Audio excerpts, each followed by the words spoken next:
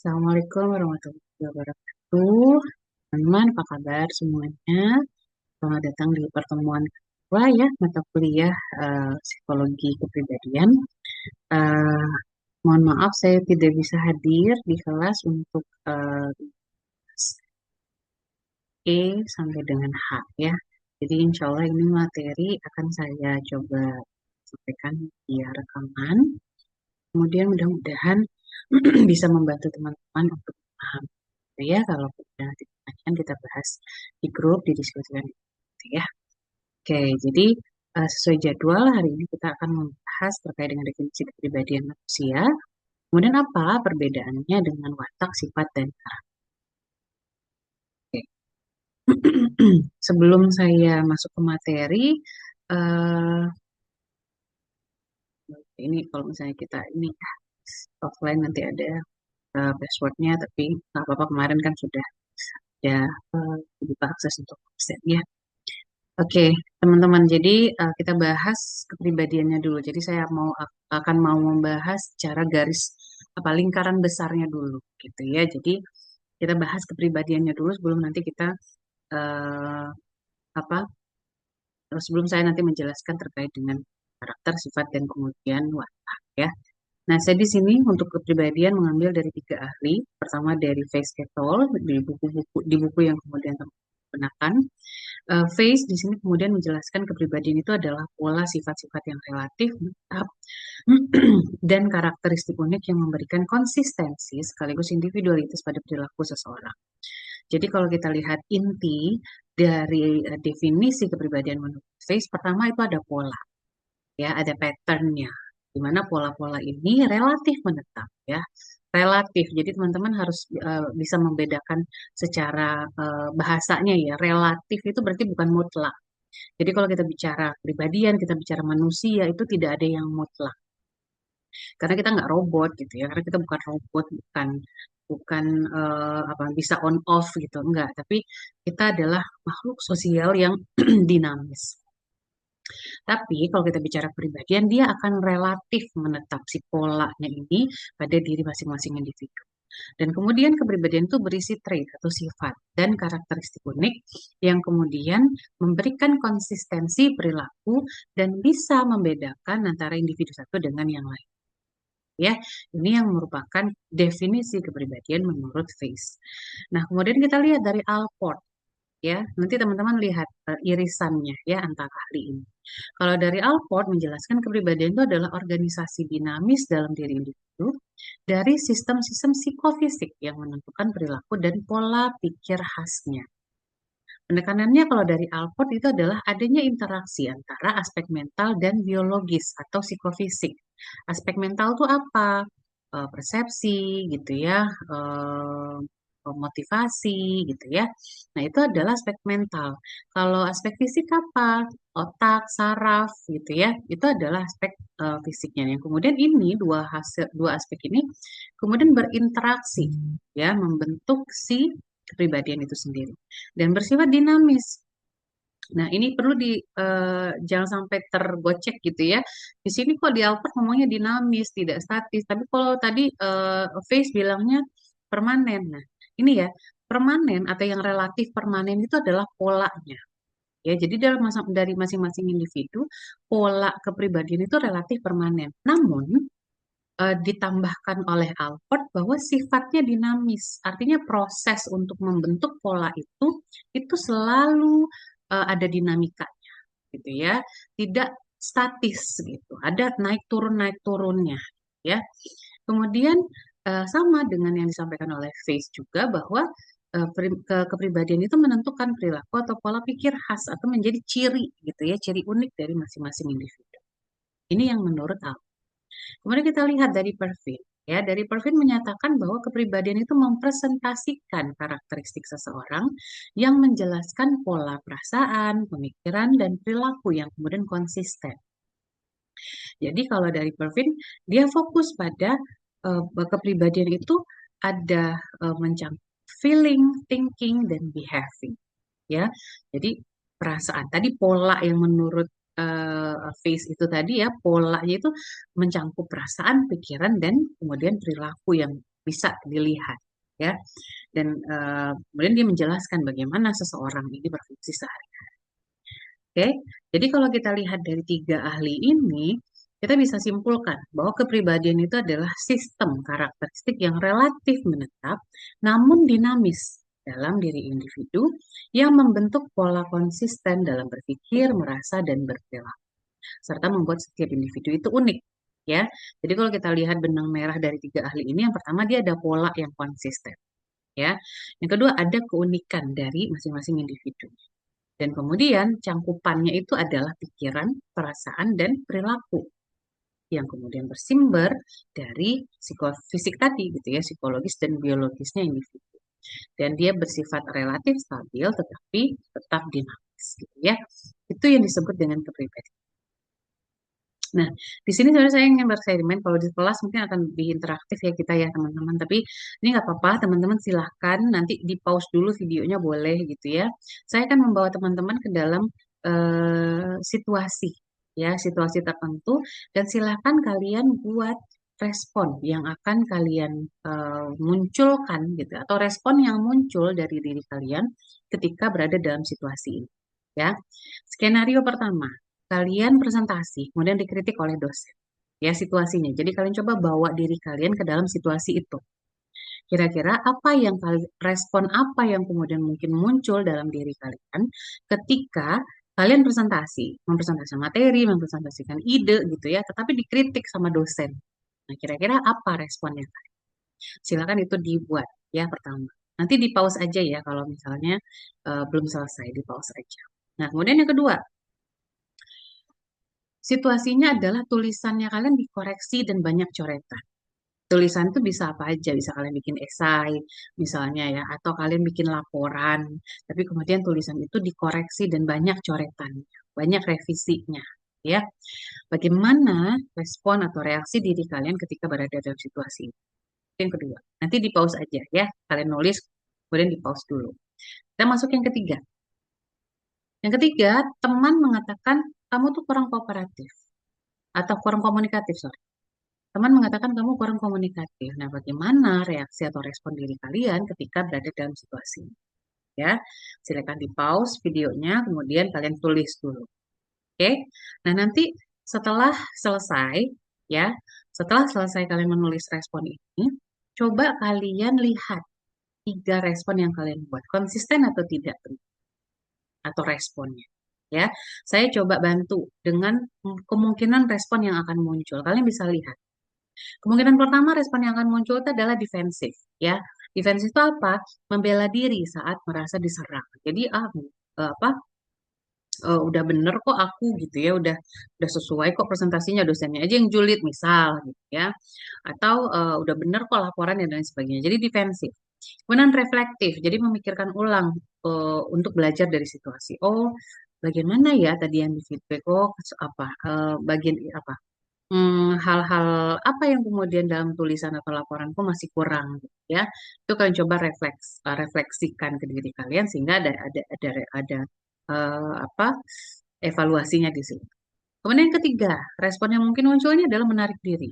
Jadi kalian menghindar atau menjauh dari situasi ya. Jadi ketika nanti dikritik nanti nggak masuk kelasnya lagi gitu ya, terus nggak ngumpulin lagi laporannya gitu ya, atau nggak mau temenan sama dia lagi gitu kan.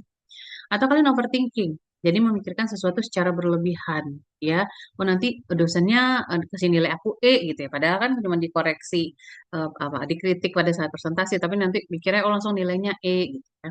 Atau kalian menyalahkan diri, menganggap diri sendiri sebagai penyebab masalah.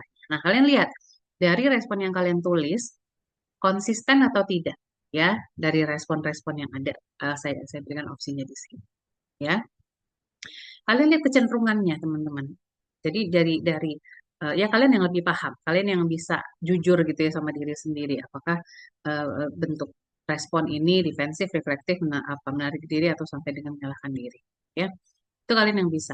Tapi kalian lihat nanti kecenderungannya, konsistensinya seperti apa. Mungkin dari tiga respon, dua respon itu sama gitu ya. Dan ya bisa aja mungkin satu responnya berbeda gitu. Karena saya bilang tadi nggak ada yang mutlak. Semuanya itu relatif atau cenderung gitu kalau kita bicara manusia gitu ya. Oke. Kemudian skenario yang kedua, kita lihat ya, skenario yang kedua, teman-teman silakan tulis seperti yang tadi ya. Saya akan berikan 3 situasi, kalian tulis, kalian pause aja nanti satu, kalian pause, dua, kalian pause, tiga, kalian pause gitu ya. Kemudian baru nanti kalian lihat responnya. Pertama, tidak dibalas chat. Ya, bagaimana reaksi atau respon kalian ketika berada dalam situasi ini? Tidak diajak diskusi, yang kedua. Ya, silakan ditulis apa respon atau reaksinya. Dan yang ketiga adalah tidak lolos seleksi. Ya, silakan ditulis. Kalian lihat lagi nanti setelah kalian buat reaksi atau respon kalian di tulisan yang kalian tulis, kalian lihat konsisten nggak kira-kira respon. Nah, saya berikan lagi opsi respon yang kemudian mungkin muncul. Pertama bisa jadi kalian jadi anxious atau cemas, ya. Jadi konsisten overthinking dia. Atau konsisten cuek, menarik diri gitu ya. Udahlah bodo amat ya. Atau lebih ke menyalahkan orang lain, menyalahkan eksternal ya. Kalian lihat konsisten atau tidak. Ya, kalian yang bisa evaluasi, kalian yang bisa jujur ya. Dilihat kecenderungan. Kemudian yang ketiga ada lagi sebenarnya, ini ada 3 skenario ya. Diminta presentasi mendadak, ditanya dosen tanpa persiapan, dan diminta menjawab cepat di depan umum. Kalian buat lagi respon-responnya ya. 3 respon ketika berada dalam situasi ini. Kemudian kalian lihat lagi konsistensi, konsisten atau tidak ya. Ini ada responnya yang kemudian mungkin muncul. Nah, silahkan kalian coba gambarkan, evaluasi dirinya di sana. Ya, nah ini tuh saya berikan eksperimen ini supaya kalian bisa paham, oh yang namanya konsistensi dari pola personality atau kepribadian itu seperti ini. Gitu. Itu yang disebut dengan pola yang konsisten tadi. Ya, mudah-mudahan dapat dipahami ya teman-teman ya. Kalau misalnya masih bingung, nanti boleh kita diskusikan di grup atau teman-teman boleh nanti tanya di kelas ya, jika kita bertemu di kelas. Oke, nah kemudian itu tadi kepribadian ya yang garis besar, bukan garis besar, lingkaran besarnya kalau saya suka bilang, lingkaran besarnya. Nah, di dalam lingkaran si kepribadian itu ada yang namanya watak, ada yang namanya karakter, ada yang namanya sifat. Ya, nah ini yang kemudian akan kita bahas satu-satu, kita breakdown satu-satu. Ya, watak itu apa? Watak itu disebut dengan temperamen ya, teman. Jadi temperamen, kalau kita bicara temperamen pasti eh, apa? Langsung kepikirannya orang yang gampang marah, orang yang mudah marah, temperamental. Padahal tidak. Temperamen itu bukan hanya orang yang gampang marah. Ya, jadi kita lihat dulu. Watak atau temperamen itu artinya apa? Pola reaktivitas emosional dan perilaku yang bersifat biologis, relatif menetap, dan muncul sejak awal kehidupan. Ya, jadi itu kata kuncinya. Watak atau temperamen itu adalah pola reaktivitas emosional dan perilaku yang bersifatnya biologis. Jadi udah ada dari lahir, udah ada secara genetik diturunkan oleh orang-orang orang tua kita, gitu ya, dan turunannya, ya, bisa jadi kakek, om, tante, gitu ya. Itu yang disebut secara atau bersifat biologis, ya. Kemudian dia menetap, ya, dan muncul dari awal kehidupan kita. Jadi bagaimana reaksi kita, reaksi emosional kita terhadap suatu stimulus dari eksternal, stimulus tertentu, gitu ya, stimulus yang kita rasakan. Dan stimulus itu berdasar stimulus itu kita dapatkan dari input sensorinya kita. Kalau di kemarin di kelas papan tulis saya tuliskan gitu ya. Bisa nggak ya ditulis isi? Saya nggak ada pennya ya. Jadi sensori, ya,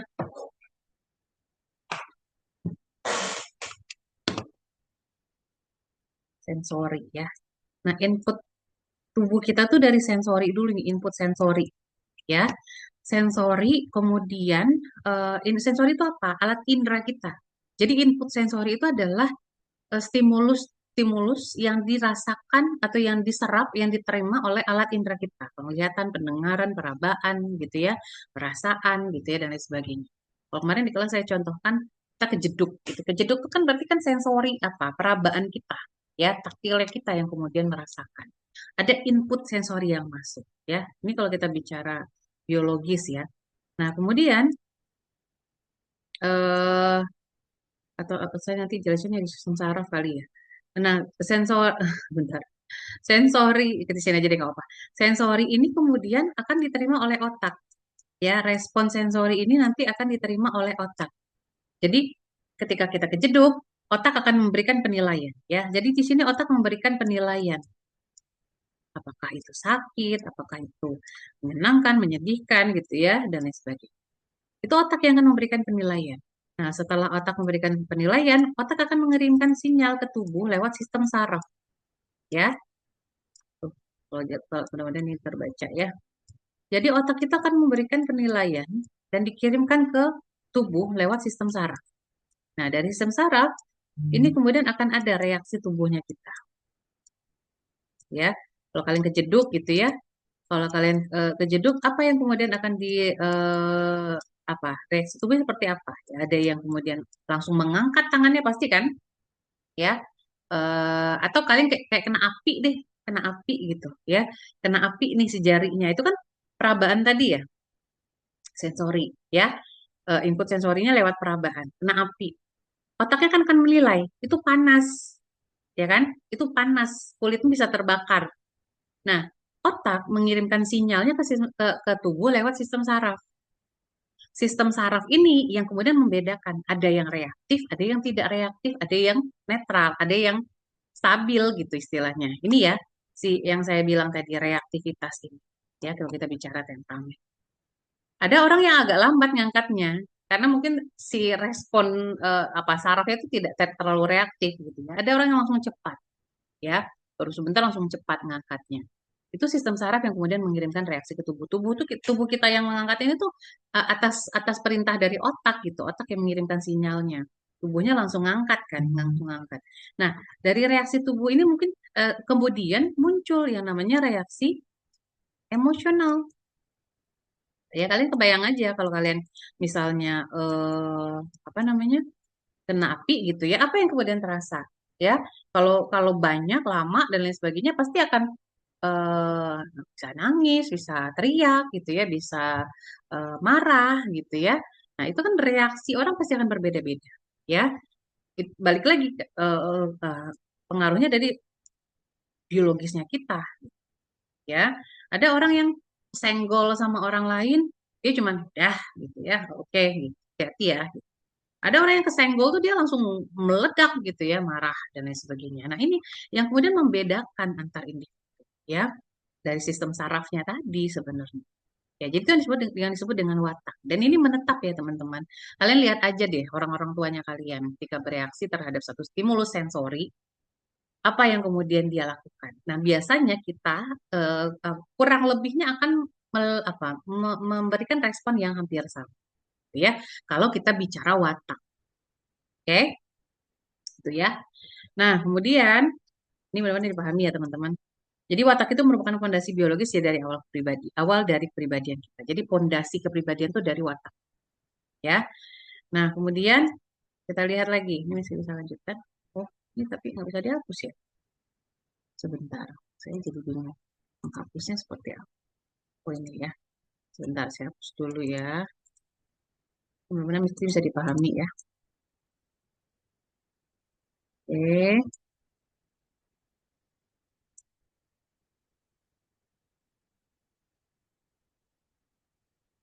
Nah, oke. Nah, kemudian kita lihat lagi.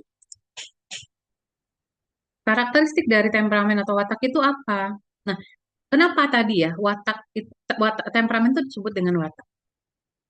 Jadi temperamen itu bukan orang yang mudah marah ya teman-teman ya, tapi reaksi dari sistem saraf. Jadi pola reaksi dia yang reaktifnya tinggi atau tidak.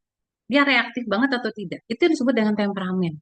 Cuman kenapa kemudian diidentik dengan marah? Karena marah tuh gampang terlihat, mudah terlihat gitu ya. Orang marah dia teriak gitu ya, nadanya tinggi, matanya melotot gitu dan sebagainya. Itu terlihat. Sehingga mungkin secara awam banyak orang yang bilang temperamen tinggi itu adalah marah aja. Padahal enggak. Kalau dia gampang sedih, gampang nangis gitu ya, gampang senang pun ya ada orang yang mudah untuk senang gitu. Nah, itu sebenarnya reaktif emosional ya. Jadi sistem saraf itu cukup reaktif terhadap emosi-emosi tertentu. Gitu ya. Jadi itu yang disebut dengan temperamen. Jadi temperamen itu bukan hanya gampang marah ya teman-teman, tapi gampang merasakan emosi tertentu. Itu yang disebut dengan temperamen. Gampang reaktif terhadap memberikan emosi tertentu.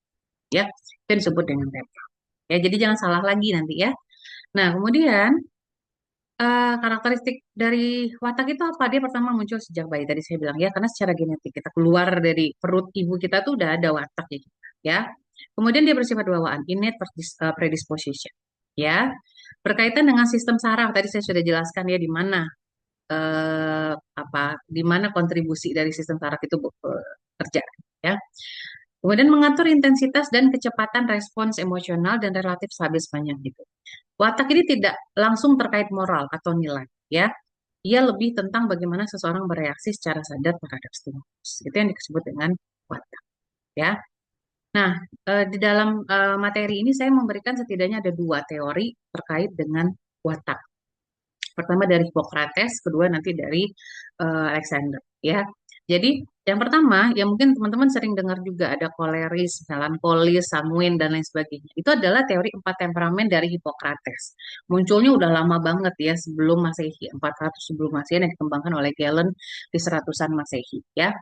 Nah, teori ini disebut dengan Four Humors Theory.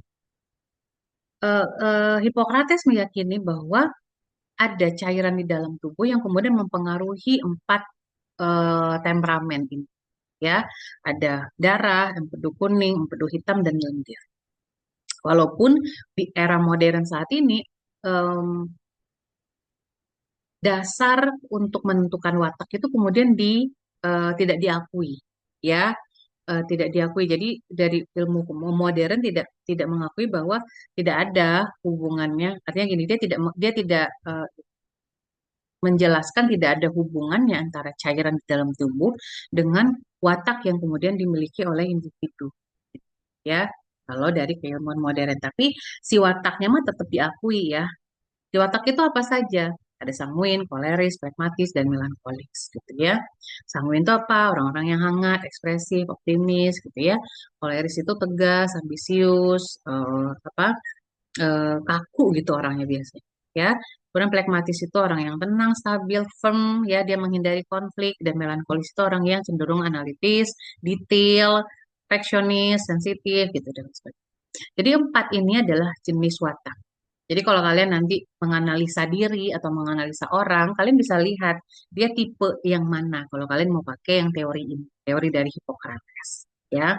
Tapi tadi ya terkait dengan cairan tubuhnya itu menjadi tidak diakui kalau secara keilmuan modern. Biasanya kalau dari keilmuan yang lama, yang klasik, sanguinis itu dibilangnya dominan darah gitu ya. Koleris itu dominan empedu kuning, plekmatis itu empedu hitam, melankolis itu lendir, ya. Itu yang kita bicara teori empat eh, watak. Nah, kemudian ada dari Alexander Thomas dan Sheila Chase di bukunya Temperament and Development tahun 1977, ada teori 9 dimensi temperamen bayi. Nah, di sini ini sebenarnya pendekatannya lebih empirik, evidence based, ya. Jadi ada penelitiannya, diobservasi dulu karena pendekatannya kan studi longitudinal, banyak kemudian data sumber datanya dan diobservasi. Jadi dia melakukan penelitian dulu baru kemudian merumuskan si dimensi temperamennya, ya. Fokus pada perbedaan individu sejak dini dan mengembangkan konsep goodness of it. Goodness of it itu artinya bagaimana pengaruh dari lingkungannya. Jadi dia juga melihat apa istilahnya eh, kecocokannya gitu ya dengan lingkungan. Kalau kita bicara goodness of it, ya. Nah, ini 9 dimensinya teman-teman kalau dari teorinya Alexander.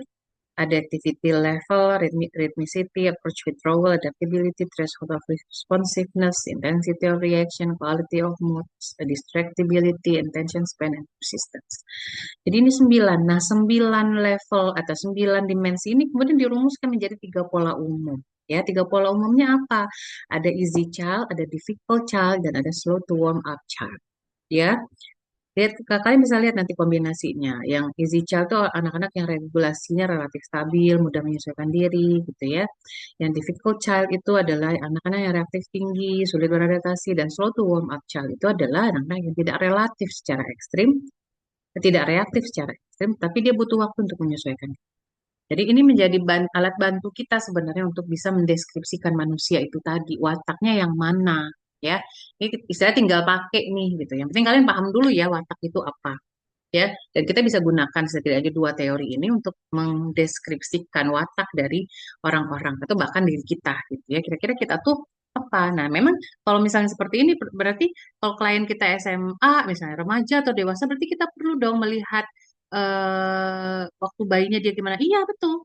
Ya, jadi kalau kita bicara bicara klien, bagaimana kita bisa memahami profil dirinya klien, kita perlu mencari tahu jauh sebelum saat ini, dari prenatal, bahkan sebelum dia lahir ya, masih saat di kandungan, itu kita perlu tahu bagaimana historinya, latar belakangnya.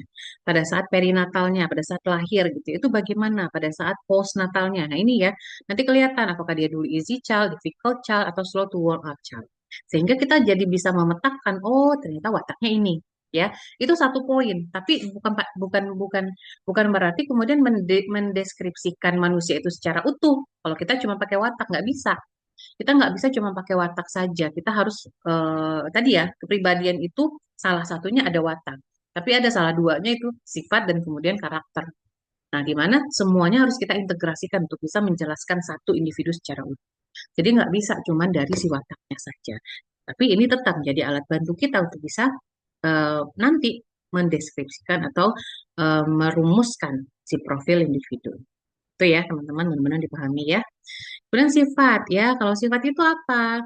Sifat itu adalah kecenderungan psikologis yang relatif stabil untuk berpikir, merasa, dan berperilaku dengan cara tertentu di berbagai situasi. Kalau menurut Alport, trait atau sifat itu adalah struktur neuropsikis yang membuat banyak stimulus menjadi setara dengan fungsionalnya dan mengarahkan bentuk respon yang konsisten. Menurut Face, trait adalah disposisi yang relatif permanen dan yang mengarahkan perilaku individu. Jadi kalau kita bicara trait, dia relatif stabil, ya, tidak mudah berubah dalam waktu yang singkat. Walaupun ada perubahannya, beda sama watak ya. Kalau watak tuh dia cenderung permanen. Kalau sifat dia relatif stabil gitu ya, dan tidak mudah berubah dalam waktu singkat. Dan lintas situasi, dia muncul di berbagai konteks ya, di rumah, di sekolah, dan lain sebagainya. Dia akan sama, nggak mungkin beda-beda gitu ya. Kalau gitu ada orangnya apa kecenderungannya, berarti ada gangguan gangguan kepribadian kalau dia beda-beda gitu ya. Kemudian memiliki derajat kontinum, bukan kategori ya atau tidak. Ya, bukan kategori ya atau tidak, tapi dia ada derajat kontinum, nanti saya akan jelaskan. Kemudian dapat diukur secara psikometrik. Ya, nanti ada alat bantunya juga seperti yang tadi ya, ada alat bantunya juga untuk kita bisa mendeskripsikan sifat atau trait dari masing-masing individu. Dan kemudian prediktif terhadap perilaku. Ya, nah kemudian bagaimana sifat itu terbentuk? Pertama, dia adalah muatan dari watak.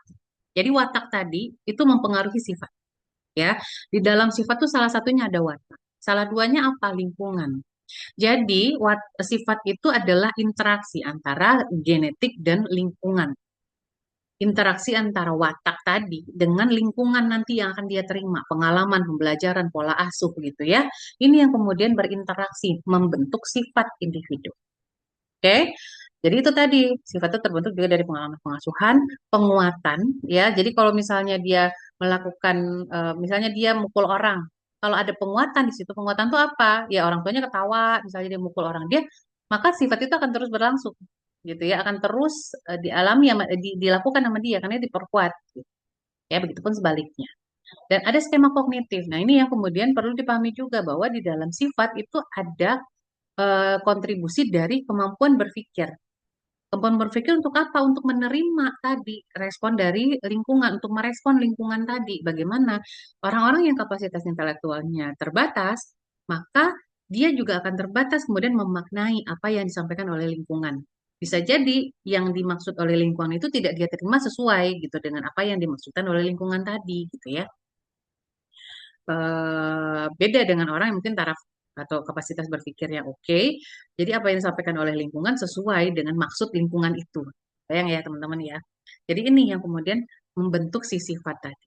Sifat itu bukan murni bawaan dan bukan murni hasil belajar, tapi interaksi antara nature dan nurture-nya, ya, alami tadi ya, genetik dan lingkungannya dia, pengasuhannya dia. Sifat itu terbentuk dari interaksi antara faktor biologis, bawaan, ya, dan pengalaman lingkungan, bukan hanya salah satu.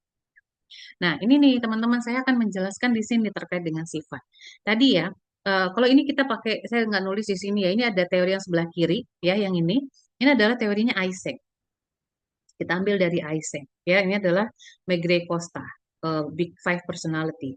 ya. Jadi Hmm. nanti kita akan membahas ini sih sebenarnya dalam teori ya, dalam dalam ahlinya kita akan bahas ini. Nah, tapi saya coba jelaskan dulu sifat. Eysenck dan Megre Costa itu dia sudah merumuskan sifat itu seperti apa. Ya, jadi tadi ya interaksi antara nature dan nurture-nya tadi menghasilkan beberapa bentuk sifat yang kemudian apa ya bisa membantu kita untuk mendeskripsikan individu. Kalau dari Eysenck ada empat, lima sebenarnya ya, ada psikotik satu lagi psikotik apa si ininya apa itu namanya kuadrannya ya. Jadi di sini ada introvert, extrovert, emotional stable, unstable atau neuroticism dan emotional stable atau stabilism ya. Nanti ada psikotik sebelah sini. Nah, dikatakan ini sifat bukan kita milih ya teman-teman ya. Oh, aku mah extrovert berarti nggak ada introvertnya. Enggak. Aku mah orangnya neuroticism cemasan, tapi bukan berarti apa nggak ada stabil-stabilnya. Enggak juga. Semua ini tuh ada dalam diri kita, ya. Introvert, extrovert, stabilism, neuroticism itu semuanya ada dalam diri kita. Tapi yang membedakannya nanti adalah kecenderungannya. Kuantumnya kita tuh ada di mana? Bisa jadi di sini, ya. Bisa jadi di sini, bisa jadi di sini gitu ya. Di sini kan biasanya dikatakan ambivert. Walaupun dalam teori ambivert tuh nggak ada ya. Tapi ambivert tuh menjelaskan bahwa dia nggak introvert banget, nggak extrovert banget, ya. Nah, jadi kalau kalau di dalam quantum trade ini kita nanti tahu kita tuh ada di titik mana kalau kita udah melakukan tes ya biasanya. Kita tuh tahu nanti kita titik di mana. Kalau kita titiknya di sini, ya titiknya kita di sini berarti kita tuh orangnya cenderung introvert dan cenderung neuroticism. Berarti apa kita? Anxious, rigid, sober, pesimistik. Nah, gitu. Ya. Kalau titiknya kita di sini, misalnya titiknya kita di sini nih. Berarti kita orangnya cenderung extrovert, ya. Karena kan di sini ya extrovert dan kemudian emosionalnya kita stable. Berarti kita orang yang seperti apa? Talkative, responsif, easygoing gitu. Ya. Ini yang kemudian dirumuskan untuk bisa mendeskripsikan sifat dari individu. Ya, kalau kalian mau merumuskan sendiri ya juga boleh sebenarnya, tapi kan pada akhirnya banyak ya yang harus dianalisa gitu. Nah, ini kan alat bantunya kita untuk bisa menentukan si trait atau sifat itu tadi. Nah, sama dengan yang Megre Costa, ada openness, conscientiousness, ada extraversion, agreeableness, neuroticism.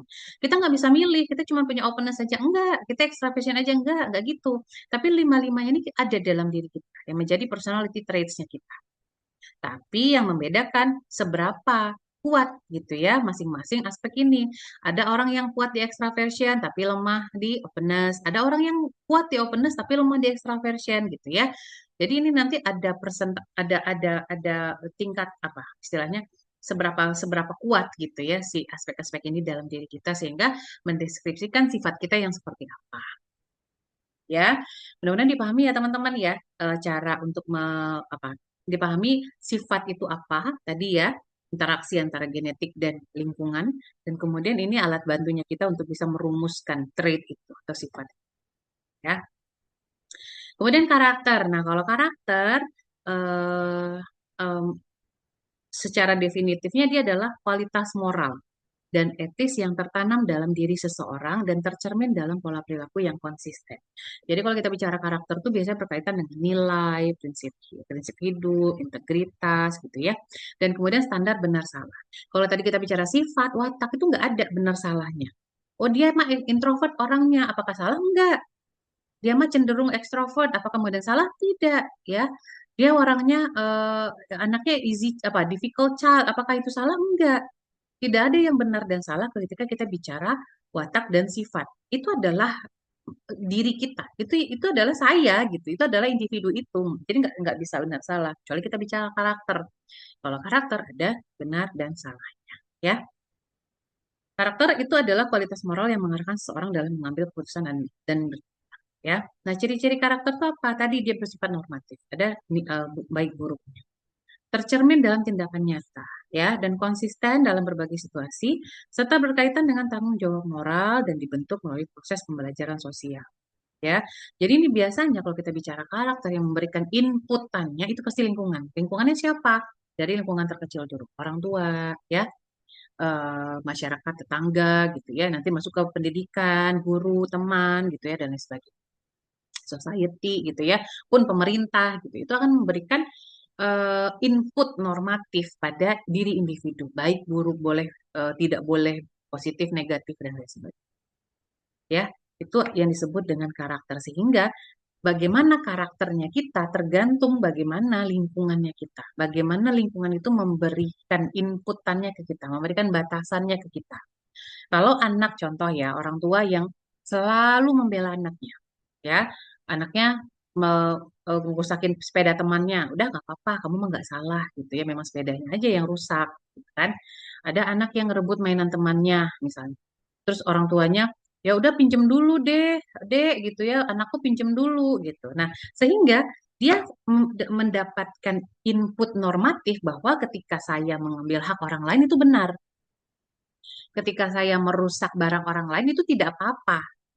Bayang ya, ketika orang ini kemudian masuk ke masyarakat yang secara moralnya berbeda ya, moral moral moral society kita kan ada ya, moral umumnya kita kan ada ya. Nah, maka itu akan menjadi isu.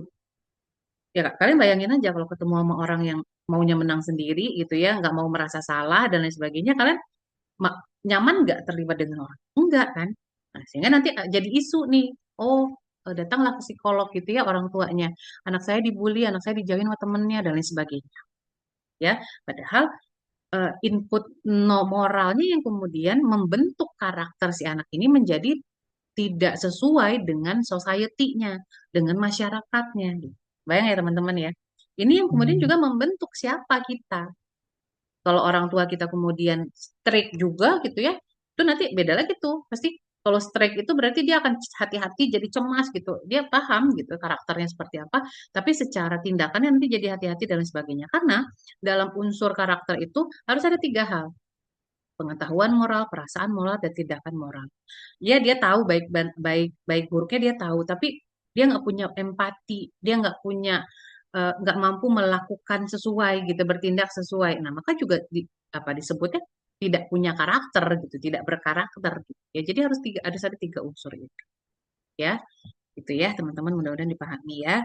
Nah, pembentuk karakter tadi yang saya bilang ya, keluarga, pendidikan, budaya, pengalaman hidup, siapa role modelnya dia, gitu ya, keteladanannya dia, dan refleksi dan pembiasaan yang sering dicoba dilakukan individu itu merupakan pembentuk karakter. Jadi dia coba reflektif enggak? Oh, aku salah kenapa? Oh, aku dimarahinnya kenapa? Gitu ya. Oh, aku dimusuhinnya kenapa? Dia reflektif nggak? Kalau tidak, ya berarti tidak akan terbentuk si karakter. Oke. Nah, di dalam karakter pun ada ahli, Seligman dan Peterson yang kemudian merumuskan si karakter kuat gitu dalam diri individu atau disebutnya karakter strength. Ada courage, humanity, justice, temperance, wisdom dan transcendence. Jadi ini juga membantu kita sebenarnya untuk menentukan karakter orang tuh yang mana gitu ya.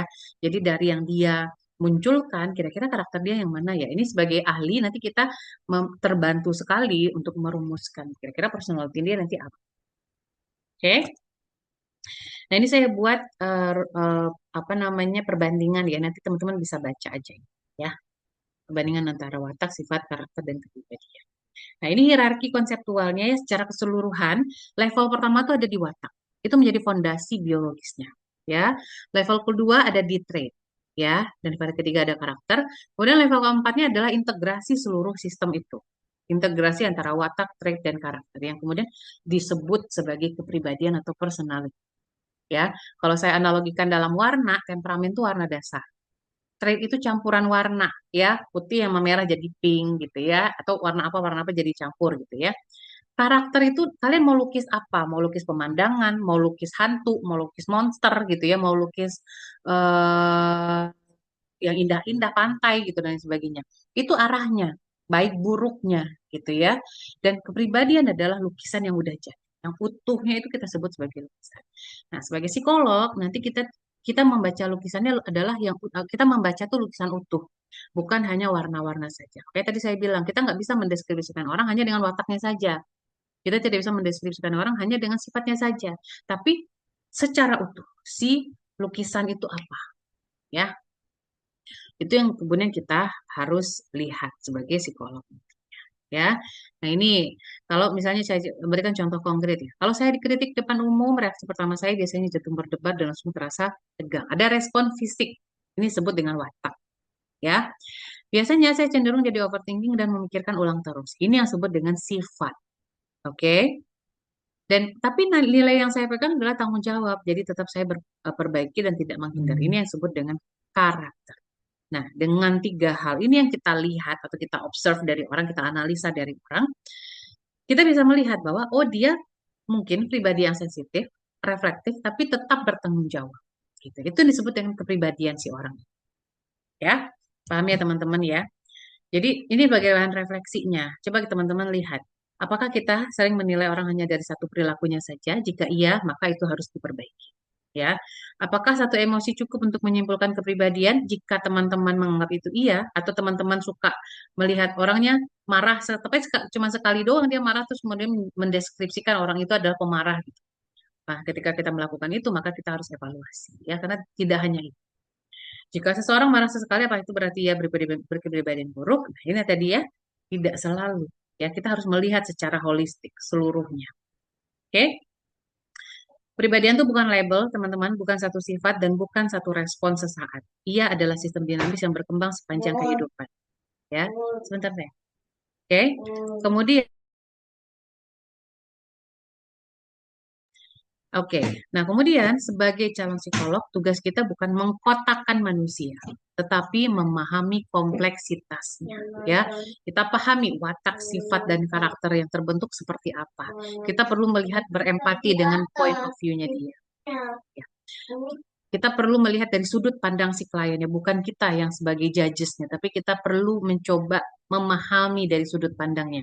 Bagaimana terbentuk wataknya, bagaimana sifatnya, bagaimana karakter. Ya, gitu ya teman-teman, terima kasih. Mudah-mudahan dipahami. Kalaupun ada yang kurang jelas, boleh nanti kita bertemu di pertemuan selanjutnya. Kita diskusi di kelas. Kalian catat dulu boleh atau di grup kalian boleh juga untuk komen gitu ya, untuk menuliskan apa yang perlu ditanyakan. Nanti saya akan balas gitu ya. Terima kasih teman-teman. Apa namanya? Semoga bermanfaat ya. Insya Allah kita bertemu selanjutnya di kelas teman-teman ya. Terima kasih. Assalamualaikum warahmatullahi wabarakatuh.